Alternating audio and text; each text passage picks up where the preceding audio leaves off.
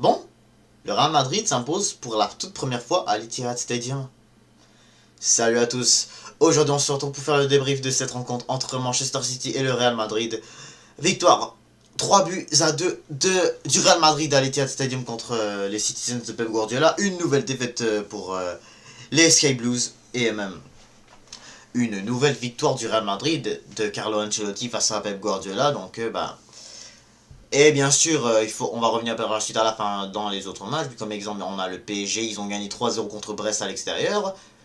Ça par contre, je l'ai pas manqué, même si que quand même, j'ai dit que le PSG va gagner, ça c'est vrai, mais par contre, ce que j'ai manqué par contre, c'est que au lieu de, j'avais dit 2-1 pour le PSG, mais en vrai c'était 3-0 pour le Paris Saint-Germain. Mais en tout cas, et ben voilà, Real Madrid, Man City, c'est sûr qu'au début je voyais pas City marquer, mais finalement ils ont pu mettre 2 buts, ils étaient pas loin de s'imposer. Mais puis bien sûr la Juve, ils ont battu le PSV de 1. J'ai cru que le PSV, je me suis dit que le PSV quand même allait essayer de faire quelque chose de intéressant quand même dans le stade de la Juve, mais moi surtout je me suis dit que je les voyais quand même gagner à l'Etihad Stadium. Mais écoute, ils n'ont pas été simples non plus, ils ont essayé quand même.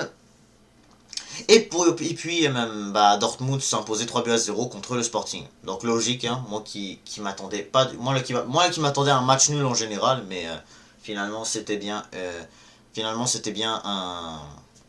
c'était bien une défaite du Sporting Lisbonne. Avant de parler du match de City, de ce match entre City et Real Madrid, n'hésitez pas à vous abonner, liker, commenter, ça va faire toujours un très grand plaisir de vous avoir dans mes vidéos. Alors comme vous le savez, on voit ce match là depuis, c'est pour déjà la 4e saison d'affilée qu'on voit ces deux équipes là s'affronter.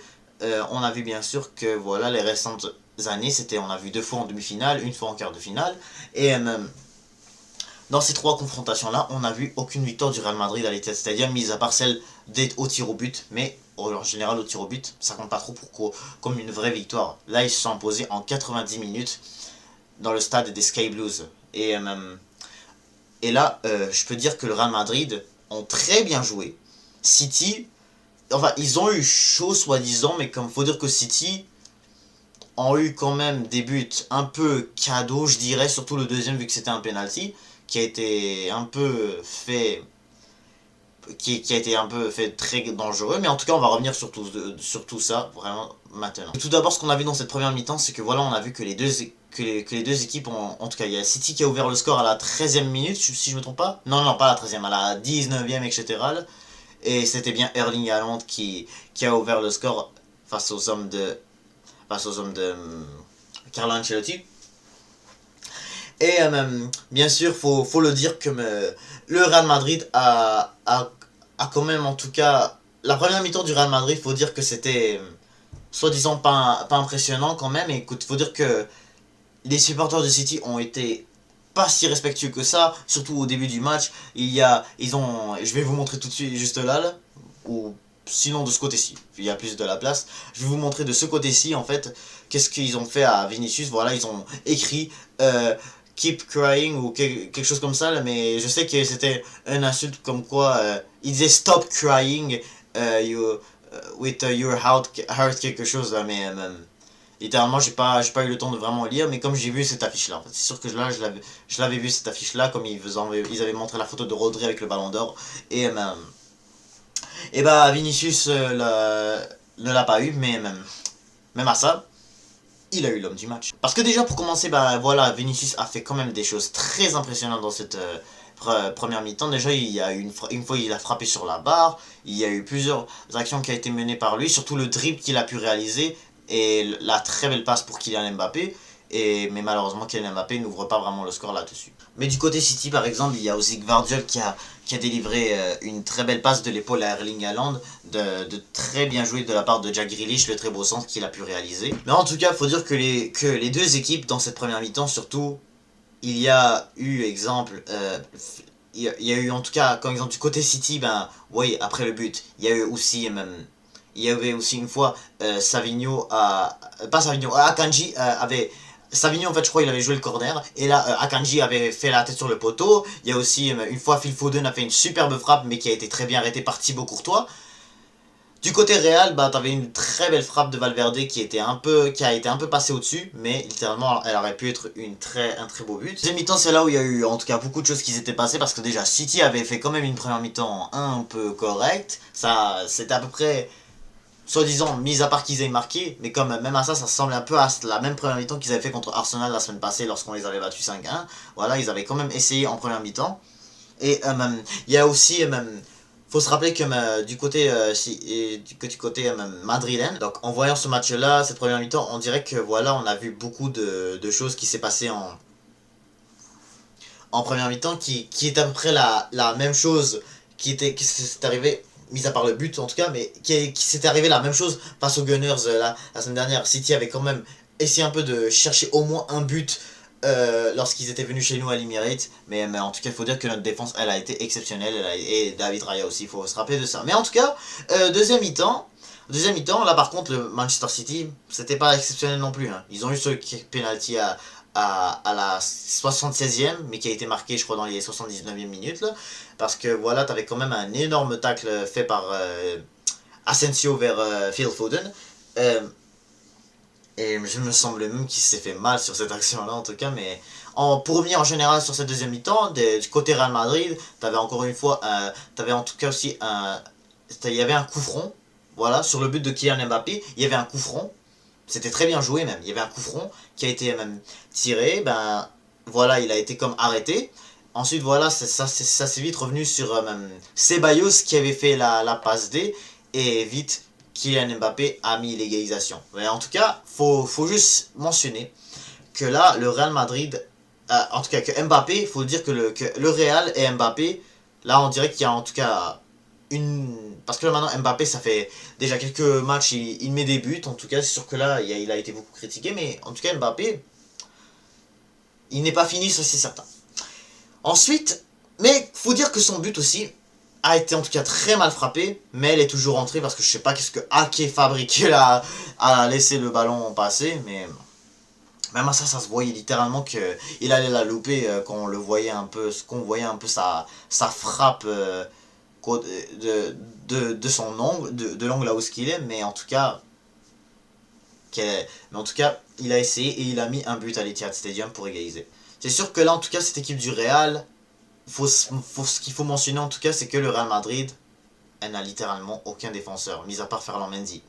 Sinon, le reste, voilà, bah, en tout cas, ils avaient quand même un Asensio très fort, mais sauf que faut mentionner que voilà, ils n'ont pas de Rudiger, ni de Eder Militao, ni de etc., ni de plusieurs défenseurs, même Carvajal surtout. Et là, même à ça, ils ont réussi à gagner ce match-là. C'est ça qui me choque le plus, c'est que City n'avait pas pu vraiment profiter. Mais en tout cas, je peux féliciter le Real sur ça. Il y a des joueurs comme Asensio qui a vraiment été impressionnant. Mais sinon, parce que aussi, qu'il faut mentionner, c'est que Valverde, milieu de terrain, a joué en latéral. Et même à ça, il a réalisé un bon match hein, avec la frappe qu'il a réalisée. C'était comme un milieu en général, c'est juste que là, il avançait. C'est pas mal ça ce que font les latéraux. Et ils avancent et puis essayent de mettre un but comme fait Hakimi, comme fait Timber, etc. Mais en tout cas, sinon, en deuxième mi-temps, il y a eu aussi le penalty de Haaland qui a bien trompé Courtois.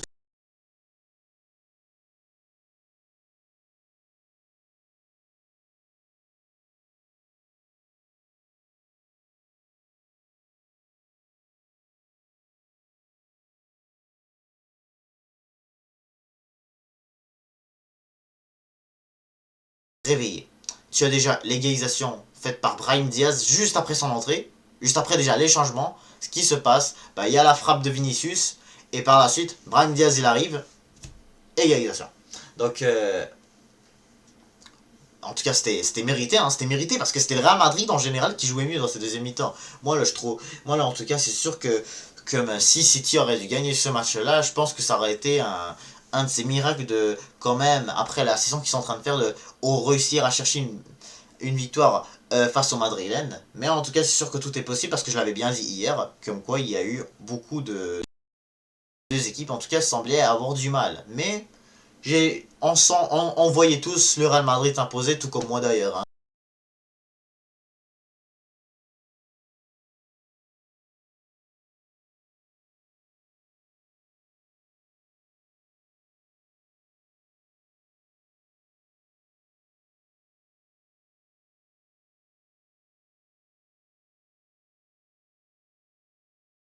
Et ensuite, bah, il y a le but très bien fait, mais en tout cas, c'était une erreur un peu aussi comment ça s'appelle, Rico Lewis, puis Ederson. Voilà, donc lui et Stones, c'était vraiment pas fort aujourd'hui.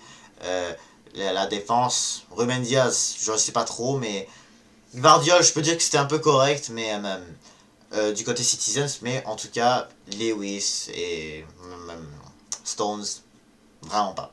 Parce que là, tu vois, t'as l'attaquant, t'as l'autre attaquant là, en fait, t'as Vinicius en fait, Vinicius qui arrive et qui passe le gardien, et là, il retrouve Bellingham tout seul, et, euh, et là, Bellingham qui met le but à la dernière minute. Alors là, faut dire qu'on était tous pas choqués parce que quand même, Man City récemment se prend souvent des remontadas. Le Paris Saint-Germain, Man United, plein d'autres clubs, ça je le sais. Ça, Feyenoord aussi, j'ai Feyenoord. Ouais, il y en a eu plein des remontadas du côté contre Man City. Donc c'est sûr que là on était tous pas choqués. On était tous pas choqués. Maintenant t'as le Real Madrid qui prend une avantage pour la semaine prochaine aller au Santiago Bernabéu. Donc voilà, moi je vois toujours. Donc là on voit tous, littéralement tout le monde voit le Real Madrid passer parce que City quand même, vraiment c'était faible aujourd'hui. Hein. C'était quand même faible, surtout la deuxième mi-temps. Première mi-temps ça allait un peu, mais deuxième mi-temps vraiment pas. Hein. Pep Guardiola aujourd'hui s'est vraiment fait honte par son équipe elle-même. Et puis, mais en tout cas, ça n'a pas été. En tout cas, c'est sûr qu'on s'attendait tous à ce que ça n'y allait pas. Parce qu'en tout cas, faut mentionner que déjà côté madrilène, tu as Mbappé, il fait un match correct. Vinicius, c'est l'homme du match, c'est mérité. Rodrigo, souvent contre Manchester City, il fait des bons matchs. Brahim Diaz, il est rentré, il a sauvé le match face à son ancienne équipe. Ceballos, il a fait l'assist à Mbappé. Valverde, je dirais correct. Asensio, très bien. Mendy, je ne sais pas trop, mais Courtois aussi. C'est sûr qu'il n'y a pas eu en tout cas de très grosses frappes, mis à part que vraiment Foden a mis une frappe très puissante, très bien arrêtée par le gardien belge. Sinon, côté City, bah, moi je trouve que Haaland, en tout cas, il a mis un doublé quand même, ça on le sait ça. Sinon, bien sûr, d'ailleurs j'ai oublié du côté madrilène, j'ai oublié Bellingham aussi, j'ai oublié de mentionner Bellingham qui a mis le but de la victoire, mais aussi je me souviens, il avait raté une très grosse occasion, je crois que c'était en deuxième mi-temps, lorsque juste un peu après qu'ils égalisaient.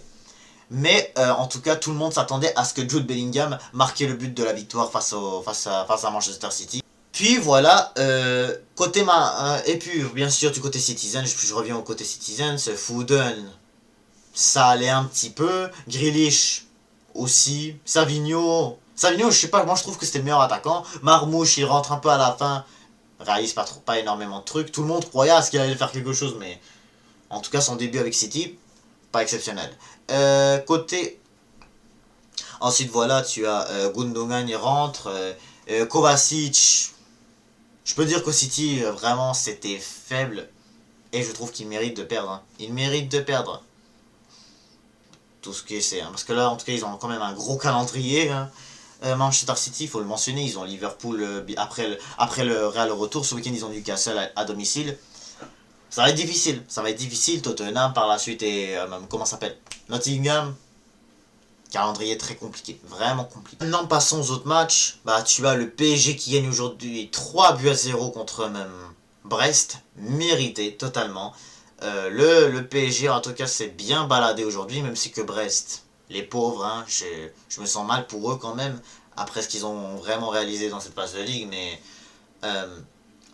en tout cas le PSG a vraiment fait ce qu'il fallait faire. On savait tous que le PSG allait gagner, mais moi je m'attendais pas à ce que quand même. Moi je croyais que le Brest allait essayer de se motiver plus, mais littéralement le PSG est devenu vraiment une équipe très dangereuse à affronter.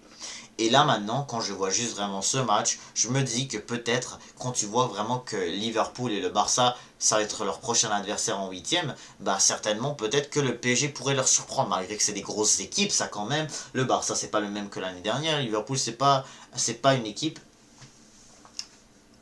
qu'on peut battre facilement. Hein. Littéralement c'est une équipe très dure à battre, très dure à battre. En général elle est très dure à battre. Hein. Elle a toujours été très dure à battre, hein, faut le dire. Hein, c'est une grande équipe, c'est juste une très grande équipe, en tout cas, c'est ça l'affaire. Et aussi, Liverpool, en tout cas aussi, le Paris Saint-Germain, ils ont très très bien joué. Dembélé, encore une fois, il te met un doublé. La dernière fois, je crois, il avait mis un triplé ou encore un doublé, je sais pas, mais en tout cas, je sais que là, en tout cas, ces dernières semaines-là, il marque beaucoup de buts avec le Paris Saint-Germain. Il marque face à City, il marque face à Stuttgart. Incroyable. Et ce qu'il faut savoir aussi, c'est que Donnarumma a été bien correct aujourd'hui, mais c'est qu'il y a eu aussi une fois le Brest quand même et de très beaux occasions. Une fois il y a eu une tête sur la barre, une fois il y a eu une opportunité où est-ce que qui a été en tout cas, je me souviens plus qu'elle avait touché le poteau, celle-là aussi où est-ce qu'elle avait touché Donnarumma, mais c'était en tout cas une frappe de l'ailier de Brest, mais qui a touché qui a été touchée pour pas qu'elle marque parce elle était très bien tirée en tout cas. Ce qui est sûr, c'est que côté parisien aussi, il faut savoir que même, en tout cas l'attaque elle a été très bonne. Dembélé, homme du match, logique, c'est mérité. Hakimi aussi réalise un superbe match après faire une très belle passe à Ousmane Dembélé. Fabian Ruiz, pour moi, c'était le plus gros flop de ce match-là. En tout cas, on le voit bien avec sa note. Bien sûr, Barcola, très bon attaquant, bien sûr, on le sait tous. Barcola, Doué, en tout cas Doué, il avait mis un but qui n'avait pas compté aussi, mais ça reste que Doué, il est beaucoup impressionnant récemment. Et bien sûr, hein, sans nous oublier João Neves qui lui aussi récemment réalise des trucs impressionnants quand tu vois juste vraiment quand il joue lui avec Doué, et là t'as Dembélé qui joue buteur. Cette fois-ci c'était un peu plus différent, mais là tu as Hakimi, Vitinha avec aussi Doué. C'était vraiment une équipe du PSG vraiment qui semble être restructurée, très bien, très bien, très bien faite. Et là certainement, je pense que si je vois qu'ils sont prêts d'ici le match, leur huitième de finale, que ce soit Barça ou Liverpool, ça se pourrait que quand même ils peuvent essayer quelque chose. Passons maintenant à l'autre barrage. Nous avons ensuite Dortmund qui gagne 3 buts à 0, puis par la suite on va passer au match de la Juventus. Mais là, on voit Dortmund, il s'impose 3 buts à 0 contre Sporting CP. Comme je l'ai dit tout à l'heure, je m'y attendais, parce que quand même, Sporting c'est vraiment terrible depuis le départ de Ruben Amorim. Pendant ce temps-là, tu as une équipe de Dortmund que eux aussi ils ont eu du mal, 11e de Bundesliga. Sinon, en Champions League, ils ont eu 3 défaites, mais ça reste qu'il y a eu une défaite qui a été vraiment inacceptable. Si je serais supporter de Dortmund, c'était bien celle contre Bologne. Bien sûr, voilà. Sinon, les 2 défaites contre le Real et le Barça, bah, je trouve ça normal quand même, parce que quand même le Real reste toujours plus fort que Dortmund cette saison. Mais même chose pour le Barça d'ailleurs, c'est des très grandes équipes, c'est leur plus gros match. Et puis, bah, le Borussia Dortmund a eu en tout cas un peu de mal la première mi-temps, parce que première mi-temps quand même t'avais une équipe de Sporting qui a réalisé beaucoup de frappes, une qui a été sur la barre, une qui a été genre pile cadrée, qui était comme une fusée, mais le gardien l'a bien eu, Kobel l'a bien eu devant lui. Et puis par la suite, voilà, t'as un peu plus vers la deuxième mi-temps, voilà, à la mi-temps déjà c'est 0-0. Donc je me suis dit que quand même je pourrais l'avoir, hein, parce que je me suis dit que quand même Dortmund allait peut-être faire un genre de 0-0 peut-être, ou un 1-0. Et puis là, le match retour, voilà, Dortmund s'impose tranquille au Signal Iduna Park. Mais là maintenant, littéralement, Dortmund se sont vite réveillés. Et là, on a un but de Heidi. Aussi, bien sûr, il y a eu un but de Guirassy et de Pascal Grob, si je me trompe pas de son nom, bien sûr. Mais c'était une très belle victoire pour le Borussia Dortmund. Il devrait être très satisfait, surtout avec la saison qu'ils sont en train de faire. Mais elle reste toujours, qu'ils sont toujours plus dangereux que Sporting, ça c'est certain. Alors, faut dire que l'homme du match, selon les notes des joueurs, c'était bien Guirassy, faut le dire, parce que Guirassy, c'est toujours un attaquant très, très expérimenté du côté de Dortmund. Bien sûr, faut dire que Julian Brandt a fait aussi une très belle rencontre, je l'avoue.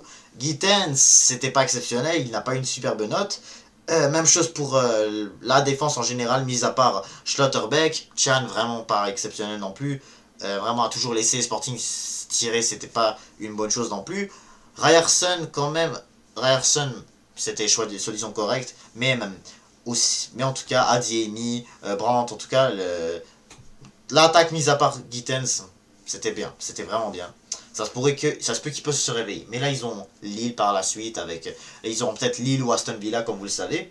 Mais en tout cas, quand on voit juste vraiment la victoire de Dortmund et puis celle du PSG, on voit que c'est presque sûr qu'on ne verrait pas de remontada, vu que le match retour vont être bien sûr à domicile pour les deux équipes. Là. On termine avec la Juve qui s'impose 2-1 contre PSV. Celle-là, je voulais la voir quand même, parce que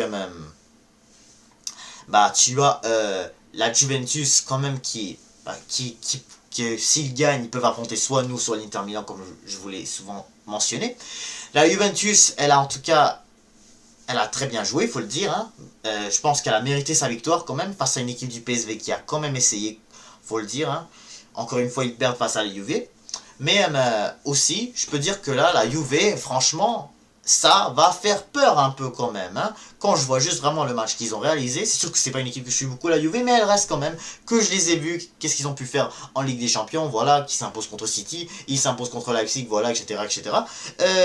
Puis ils perdent contre Stuttgart, Benfica, voilà, je ne vais pas retourner sur tous les matchs, mais même là, tu as aujourd'hui la Juve qu'ils ont gagné aujourd'hui 2-1, très serré, c'était en tout cas un match très serré, et en plus, tu vois, en plus qu'on a vu vraiment des choses incroyables qui peuvent me faire peur un peu qu'on va aller affronter cette équipe de la Juventus. Alors, faut dire que selon les notes des joueurs, faut dire que McKennie, le joueur américain de la Juventus, est homme du match. Et je suis bien d'accord avec ça, parce que tu as vraiment... il a mis un superbe but. Il a mis un superbe but en première mi-temps. Hein. Très belle frappe. Et en plus, il te réalise vraiment, c'est un milieu de terrain qui réalise vraiment des contre-attaques exceptionnelles. Et là, littéralement, tu as des joueurs, dans cette équipe de la Juve, il y a énormément de joueurs qui peuvent te faire marquer des frappes comme ça. On l'a vu avec Conceição, on l'a vu avec Vlahovic, on l'a vu avec McKennie. Moi, là, vraiment, c'est quelque chose vraiment qui me fait très peur. Si nous les Gunners on affronte la Juve, c'est pour vraiment se prendre un but par ce genre de tir là. On se souvient de la défaite contre Porto, vraiment lorsque en huitième de finale la saison dernière, on s'est fait prendre au match aller une de ces frappes à la dernière minute par Galeno. Même si qu'il rate le penalty au match retour, mais c'était un très beau but. C'était un superbe but. Et même... Sinon, côté de la Juve, Douglas Luiz avait un match correct aussi. Yildiz, c'est un très bon joueur aussi, il faut le mentionner. C'est un super attaquant. Mais sinon, en général, il faut dire que Weah aussi, Timothy Weah, il a joué en tant que latéral, mais il semble avoir fait un très bon match lui aussi. Et bien sûr, Locatelli, moitié-moitié. Donc là, vraiment, moi en général, quand je vois juste cette équipe de la Juve, je me dis que vraiment, c'est surtout les attaquants, en général, les attaquants qui peuvent te surprendre. Quand c'est ça aussi, c'est un très bon jeune talentueux. Et littéralement, faut dire que cette équipe de Juventus, elle a en tout cas un peu de mal. Je sais, parce que quand même, c'est pas une équipe que leur défense me fait littéralement peur, mais on sait jamais, hein, parce qu'on sait toujours que... parce que qu'est-ce qu'on sait avec les Italiens, c'est que vraiment, ils ont parfois des défenses terribles. Quelque chose que je déteste le plus qu'on affronte des clubs italiens. On l'a vu face à l'Atalanta, on l'a vu surtout face à l'Inter Milan, où est-ce qu'on a eu beaucoup de mal à égaliser, malgré qu'on a eu beaucoup d'opportunités. Mais c'est ça, en tout cas, côté PSV, quand même, j'étais quand même...